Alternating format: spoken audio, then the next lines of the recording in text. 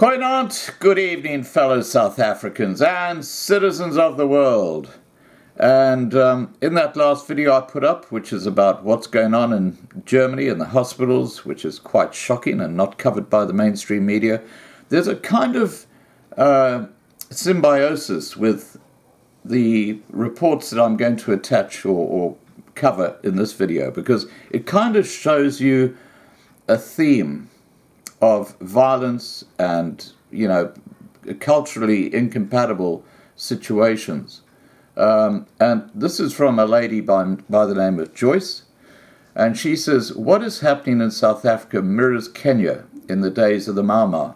Now, I recall that time well because I was a little boy growing up in Tanzania. And a lot of white people in Kenya got the heck out of there because there were farm attacks happening. People were being murdered brutally, and of course that's what's now happening in South Africa. But this is back in the colonial days in the late 50s, around that sort of period. 1950s, that is. I'm showing my age here. I lived in Zambia when it was Northern Rhodesia. I went to school there in Luanasha. It was quite backward. No fresh milk trains came in on a Tuesday and Friday, and there were marked stalls where you could buy meat and vegetables. Because of tsetse fly, cattle were not farmed there. Clothes dried outside had to be ironed, towels, socks, everything. Violence and theft were around. My friend and I were threatened with a knife. They wanted our bicycles. I have never pedaled so fast in my life. We were 10 years old. The border with the Congo, which is now DRC, was very close, and children were allowed in all bars. So when my parents went to nightclubs there, I went too. All this stopped when we were threatened with a gun at the border. Murders of white farmers were a daily occurrence. I used to read all newspapers as there was no TV. Radio channels were rubbish. Then nuns and missionaries were being murdered in Congo. I remember vividly when it spilled into Zambia. 5 nuns were attacked and burned in their vehicle near Ndola. Back in South Africa, it is always in the background talk of the days of the long knives. My mother-in-law was a court recorder at Rivonia trials. They were not allowed to speak about Mandela or what was happening. Prior to that, there were hearings in the old drill hall in Noord Street. Then came Sharpeville and Soweto riots. The apartheid government were good at keeping black and white ignorant of what was going on. I never understood apartheid. Separate entrances at post offices and bottle stores, but stood in the same queue at OK Bazaars. I took my sons out of Africa after Soweto riots. We landed at Nairobi en route to London, and the plane was boarded by armed soldiers.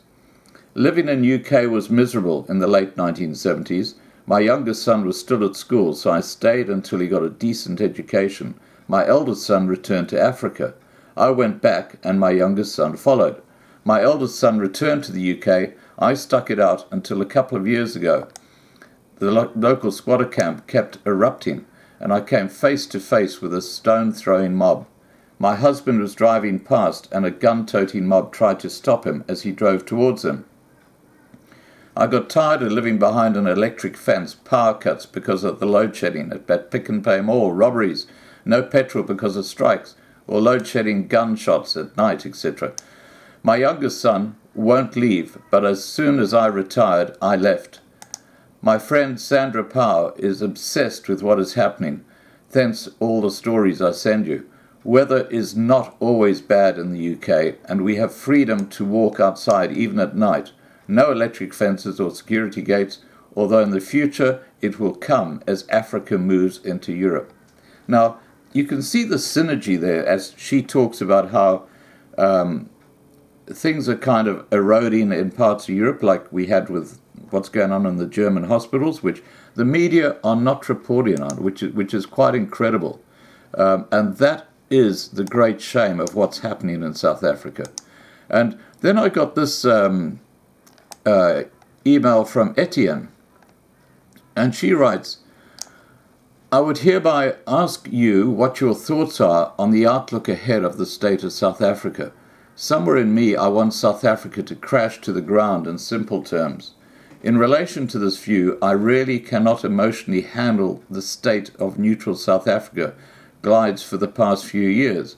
One cannot judge effectively to leave South Africa or stay. If South Africa collapses, it's an easier decision to make vice versa, or vice versa, I should say.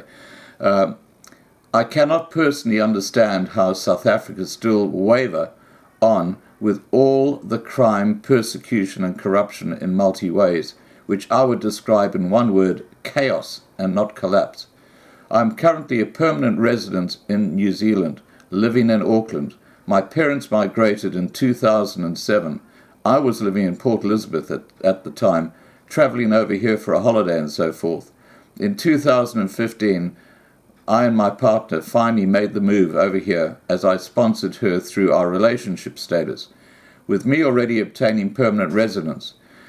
We moved back the 1st of July last year for 10 months, seeing all the chaos going on, just to find ourselves back here again since April. So what he's saying is he actually moved to South Africa for 10 months and then just got the heck out of there. He says it is somewhat still livable for the already established person or people owning their own source of business or income. But in the bigger picture, I do not see a future for my God-willing kids one day. I cannot see with the dominant forces in Parliament that it can and will ever get better, as there are too much diverse rule and ideologies at work, and certainly the majority who are already established, I cannot see them ever leaving, for if by chance the minority group would be in power again. But on the other hand, I have so many friends and people I know there whom already live abroad or as busy in an application. But one thing that comes up with everyone is the emotional part, how they're going to cope with here or whatever overseas, as my personal experience is some of depression that hangs in the mind of not wanting to let go. I love Port Elizabeth, I love the smell, the weather and the people, but the fear always hangs on, the crime happening around you. Luckily we have not been victims of crime, only minor break-ins a few times. It really is such a hard decision to make for all South Africans. Very sad.